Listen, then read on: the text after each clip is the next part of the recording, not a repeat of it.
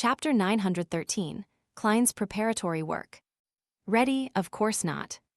Klein smiled as he pointed at Enzo. That glove still needs sealing. As he spoke, the badly sunburnt Enzo removed the human-skinned glove from his right hand with his left hand, which wore the flower of blood and green essence rings. It was creeping hunger. Normally, Klein tended to throw creeping hunger above the gray fog when it wasn't in use. After all, the glove's original seal had been disabled after its mutation. It needed to consume a living person on a daily basis. Otherwise, it would feast on the wearer. However, considering how Mr. Azek had already replied, it was very likely that he would meet him soon. Finally, he decided to keep creeping hunger in the real world unless there were unique circumstances. After all, he could already imagine the scene of Mr. Azek arriving. He didn't wish for such a conversation to happen. Didn't you say that the glove needs sealing? Yes, give me a second. I need to use the washroom. Or, are you ready? No, give me a second. I need to use the washroom. Just the thought of a similar scene and similar line embarrassed Klein, making him feel awkward. Even if he didn't consider the possibility of Mr. Azek realizing the secret of the gray fog, this would also affect his impression of him.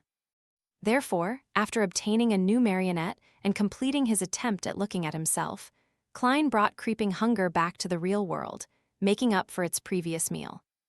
Unlike before, the wearer was now Enzo. Aside from that, to restrain creeping hunger's urge to eat a person on a daily basis, Klein carried a few normal mushrooms with him. He also made the marionette maintain a distance of at least 5 meters from him. Upon hearing his words and seeing the marionette's actions, Azek nodded and reached out to receive the human-skinned glove. Taking this opportunity, Klein took out a few mushrooms from his pocket and threw them into the nearby trash can. Puh! He snapped his fingers, igniting the mushrooms within a scarlet flame. However, it didn't affect anything around it. This was his flame-controlling power from being a magician. After completing this action and seeing Mr. Azek inevitably glance over, Klein chuckled dryly. The unforeseen development back then has made creeping hunger a little afraid of mushrooms. I'm using its weakness to restrain its usual urges. In fact, there wasn't much point in doing so because carrying the mushrooms restrained creeping hunger. It made the starving sealed artifact immediately lash back the moment the mushrooms disappeared. Unless there was any easily obtainable food in front of it, it would end up aiding the enemy. Mushroom, Azek muttered as he held the glove which had blood stains on its surface. He made the surroundings suddenly turn dark as the sunlight outside was prohibited from entering. Ghastly white, dark green complicated symbols, labels, and patterns appeared out of thin air. They appeared to be calligraphed by invisible wraiths, shadows, and spirit bodies. They meshed together in midair, forming a mysterious, illusory double bronze door that seemed to lead to another world. It was a deep, silent, and terrifying world. The illusory door shrank and finally landed on creeping hunger, causing its blood stains to rapidly recede, making it mostly white. A few seconds later, this human-skinned glove returned to normal. It was still a thin, layered glove, and even without any suppressive effect from the mushrooms, it didn't express any signs of mania or urges. It's like how it was before. Azek handed creeping hunger to Klein. Having a big shot backing you sure feels good. Klein reflected inwardly and earnestly thanked him before wearing creeping hunger on his left hand. He thought for a moment and raised a matter. Mr. Azek, while I was carrying your copper whistle while passing through the Berserk Sea, I had the same dream repeatedly. The main theme of the dream is darkness and coldness. In an inverted underground mausoleum, there were countless coffins with a deceased body inside. On their backs were dense white feathers. Those feathers were tainted with pale yellow oil, and deep inside the mausoleum was a blob of black fog that enveloped everything. In the dream, you and I were exploring the mausoleum. We triggered something, causing the black fog to produce panting sounds as thin illusory black tubes were extended. I would jolt myself awake whenever I reached this point in the dream.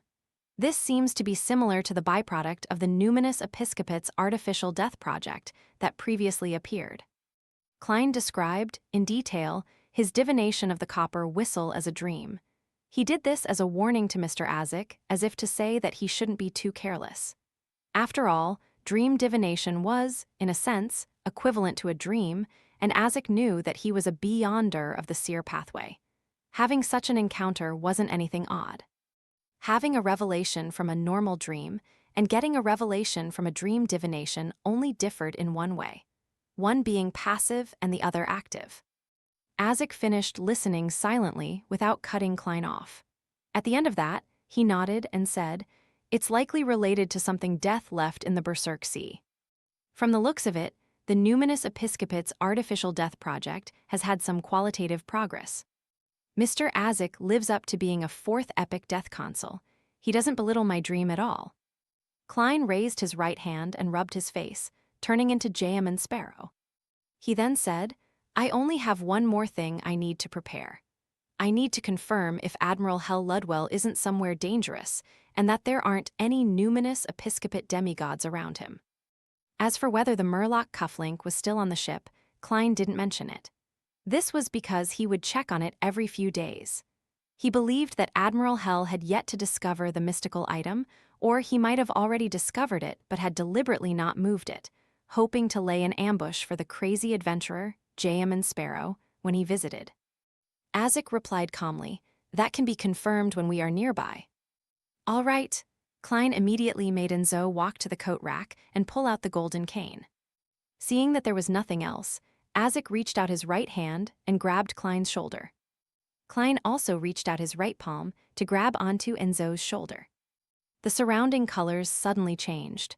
The reds became redder and the blacks became blacker. They stacked against each other but were bright and discordant.